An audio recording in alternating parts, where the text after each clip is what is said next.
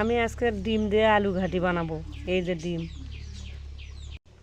এই যে আলু আমি মেখতে নিছি, আলুগুলো এই যে হয়ে গেছে। এখন আলু মেখতে, এখন আমি রান্না বসাবো। এই যে আমার ভাতটাও হয়ে গেছে।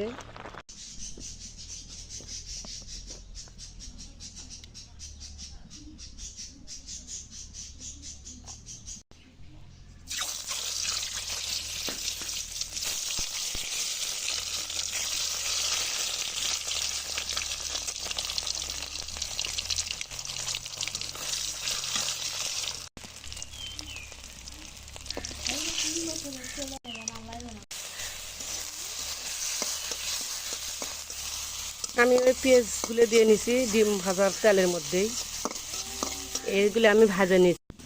এখন আমি মরিচ দিচ্ছি, রসুন, আদা,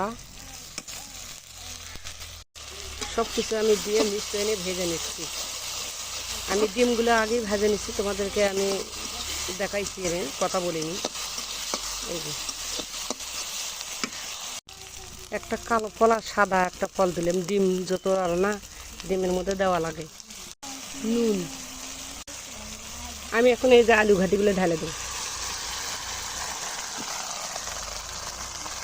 দিয়ে সুন্দর করে লাগা দেবো। সব মশলা একখানতে হয়ে গেল, মরিচ টরিচ সব মরিচগুলো আগে আমি ভেজে বেটে রাখছি। এই যে